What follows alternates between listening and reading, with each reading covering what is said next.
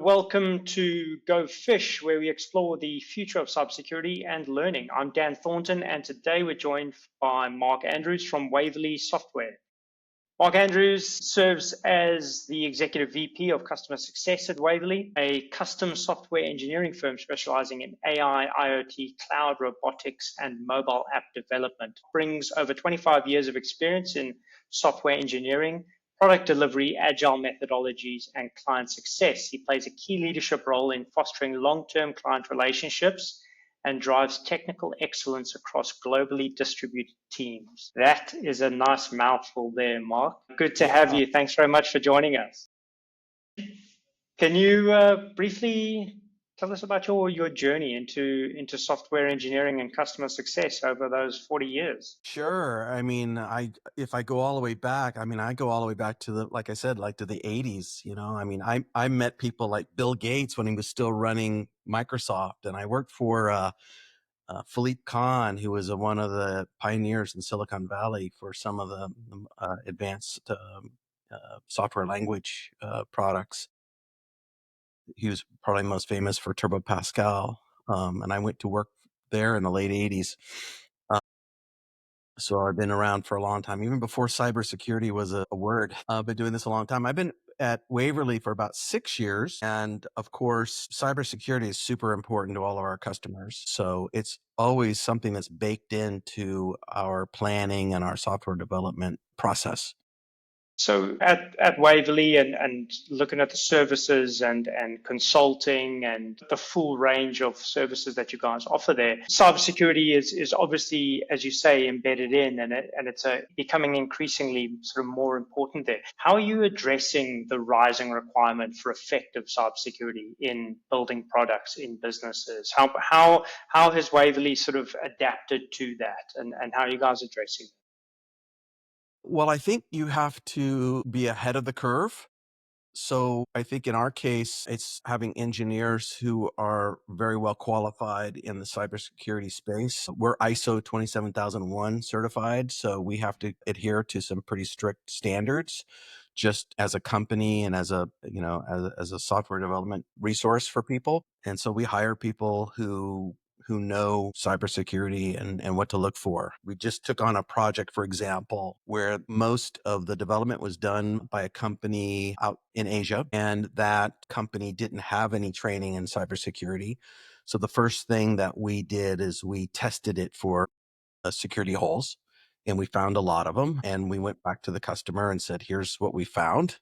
It's very objective. We weren't trying to badmouth the competition or the vendor that they chose. We were just trying to deal with facts. So we ran some tests and came up with some pretty significant problems with their security approach and offered a suggestion on how to fix it. And of course, the customer was very appreciative of that and was very successful. So That's when you, yeah, so you're inheriting projects from other teams quite regularly and then having to work on those. You say that you went through the assessment. Like, what is that approach when assessing the quality and the risk in code bases that you didn't build? Where do you start? How do you approach that from a sort of fundamental project base when assessing security? Well, I don't know if I can answer that in a technical way because I'm not an engineer. I do know that the engineering team has a process they go through, and they look for certain things. They're going to look, can it be hacked into from the outside? How easy is it to access the system using standard techniques? They I think everything that they can look at from uh, you know from a mindset of a hacker. If someone was going to penetrate this, how would they go about it? And that's the way they think. Okay, so they're looking to break it initially. They're looking to test it, doing vulnerability testing, doing penetration testing, and then address any gaps, any flaws and vulnerabilities that they identify. Exactly. Exactly. And is that then taken back to the client on a consulting basis? Here's our report. Here's where the gaps are. Here's what we recommend. We can help you with this, or is it a you guys need to fix this? How is that sort of consulting conversation had? Yeah, I think that Either is valid, but I think in this case we had already taken over the project, so it wasn't where we were trying to convince them. We were just saying, here's some problems we found. We are going to fix them.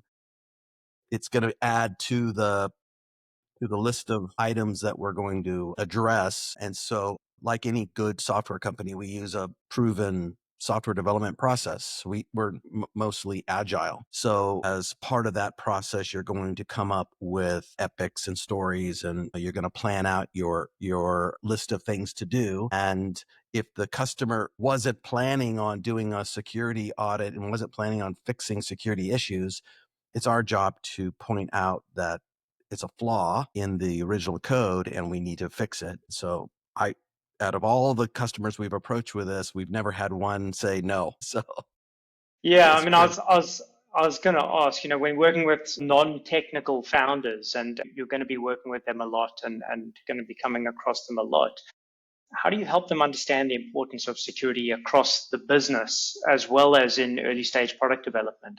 How does your team sort of work with them on that? Well, for security specifically, I think that's why they want to work with a company like Waverly. They want our expertise in this area and they trust us to find and to fix issues like this. So it's not even a question of convincing them. It's a question of informing them. Especially with non-technical founders, that's why they're coming to us in the first place. How can you help us avoid down the road an issue that's going to bite us? We deal with a lot of sensitive data. We'll do medical or healthcare related projects, in which case we'll have to take it to another level. So we have to be aware of the HIPAA requirements, for example. It's not just cybersecurity. It's like, what are all the security protocols? So that's a good example of us being super diligent and aware of additional security issues that we have to address. Mark, topic of the hour, AI. I'd love to know from a software development, from a secure coding development area, how are your engineers, how is your company adapting to the use of AI? How are they implementing it? How are they running with it? How is it changing things that you're seeing on your end? That's a great question. There's a lot of horror stories about people using AI and are using open products, like OpenAI, for example, and then they going out and exposing sensitive company data by mistake. And so we're really sensitive to that. We have AI architects on board that can assess companies' data. We can do things like we can anonymize the data. We can, in other words, so let's say you have a huge list of names. We can make those fake names, if you will, and process it and then reassemble it. We can do things offline. We contain everything locally, process it, and then give it back. But that's because we have, like I said, we have AI architects who can understand the data, the structure, process necessary to avoid those kinds of problems. So we have data scientists on board who have PhDs, that level of expertise. So we know how to properly prepare data and process it. And are you seeing a much more increased demand for AI integrated software and tools and agents? Is that something that you guys are looking at and Absolutely. building now for your clients? Yeah, I would say it's 80% or greater. Okay, wow. When I talk to anybody, that's one of the first things that will come up, even things that at first seem like it might be unrelated to that there's a component where they want to talk about how AI can fit into their solution. So yeah, AI has become a big part of what our customers are asking for and what our expertise is in that area. And we've been doing AI since 2015, ChatGPT and all this other stuff. We were doing AI and data science, machine learning types of solutions, facial recognition, for example. And we have this other product, it's called ShotSpotter, for detecting gunshots in cities and where they're located, and Brilliant. pretty advanced stuff. So we've been doing some pretty cool projects around AI for a long time. And then with regards to cybersecurity, Mark, what are you getting from your clients? What is coming from them regarding cybersecurity services or advisory or features that they're looking at. Now, obviously, you've got your team that assesses and advises and looks at their products and makes sure that it's as secure as possible as part of the services that you're offering. What demand are you getting from clients around more security? Are you seeing that? Are you getting clients that are taking it very seriously and needing major security protocols in place? I think it's kind of changed. There was a time when people would come to us specifically and ask us about cybersecurity. I think now it's an expectation. It's when you do this, I expect it to be secure. And if it's not, if it's not, then we have a problem. So it's not so much that they're coming to us and asking us to solve a problem around cybersecurity. It's almost like they assume that we can do that, if you know what I mean. It's changed, It's I'd no say, in the last longer 5 years. no longer a yeah, it's no longer a value add. Right. It needs to be embedded. It needs to be part of the. Yeah. It's a given. It's an assumption, Yeah, right? yeah. Okay, yeah, brilliant. Brilliant. Mark, tell me, as you scale with multiple clients, and for sure you guys have got multiple clients and you're juggling a ton of clients from all over the place. How are you balancing speed and innovation of the build and the projects with building securely and production ready systems? How are you balancing that? Well, that's an interesting question. We have a lot of engineers, and there are engineers whose only job is to look at things like security. That's their expertise. So we might move someone from one project to another just to look at that. We have software architects, and they are going to come in at the very beginning and make sure everything is designed correctly. And security is one of the check boxes that they're going to be looking at around an architectural model. And how much pressure are those guys on by the project and the project leads, the project managers, the product managers? How much pressure are they on to move things forward and check their boxes and sign off on the security? Do they, you know what I mean? Do they rule the rule, like nobody pushes them? They sign off when they're ready, or do they get a lot of pressure to hurry through their checks and balances? I think it's the former. I think they plan it out and it's baked in, and it's just part of the solution. There's no one pressuring us to make a change. The only time that I've seen pressure come in is what gave you an example earlier of inheriting a problem. We did inherit a problem, and there was a component that we weren't in charge of that had to do with processing payments, and it was outside our realm. And Hmm. there was a hole in the security, and the customer came and started yelling at us because this problem happened. And we had to explain to him after we did an analysis. We had to go in and, because at first we thought it could be us. So we went in and we looked at it, and I did, isolated it, found where the problem was, and explained to him why it happened, how it happened. It had nothing to do with us, but we were in a position where we could fix it. And so we did. So that's the only time I can remember us getting pressure from a customer, because their livelihood was at stake at all of a sudden. And also there's other ramifications there. You're exposing customer data and other things that could open yourselves to lawsuits and so forth. So in fact, that particular customer has become a great reference for us, because we took a really serious problem. We didn't shy away from it. It wasn't our problem, but we fixed it. So, That's brilliant. You mentioned earlier, Mark, that the expectation now for secure systems and secure software is really it's a given, and it's an expected when working with Waverly. What other client expectations have you seen develop now over the last few years around risk, data, and trust? What other examples have you got? Are companies becoming a lot more mature around data security as a whole, around client security? Are you seeing much larger expectations around risk, data, and trust throughout?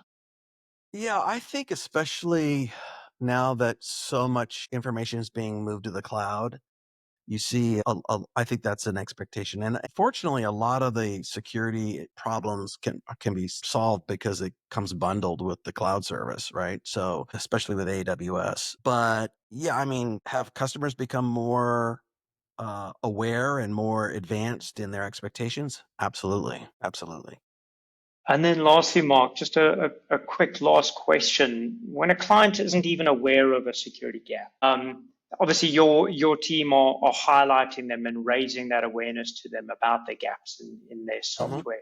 If you do get pushback, and you say you don't very often, if you do get pushback from a client about the need for security gaps to be closed, to be fixed, what's your process for getting their buy-in to fix that? Because it's obviously it's always going to come down to additional cost and additional spend, and they're going to come in and wanting these quick agile projects, and you guys are talking about cybersecurity issues now and flaws in their code.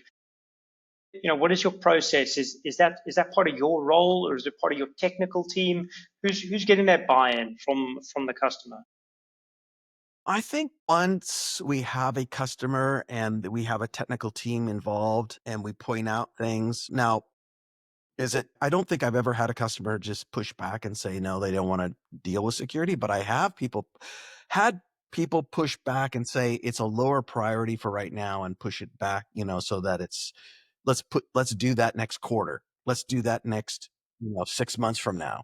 And usually that's because they're not going to launch the product to a wide audience. It's going to be kept really in a closed loop, a very small number of users. And so it's a lower priority. But it's our job to track it and to make sure that it gets folded in, because our whole claim to fame is being able to produce commercial grade software. So commercial grade software means it's scalable. It doesn't matter how many users you have. If you're going to go from 100 users to 100 million, you got to be able to scale that. You've got to be able to. It has to look good. It has to perform. So it has to perform at a commercial level at the speed, and it's got to be secure, right? And so for it to reach that commercial grade level, all of those things have to be in place.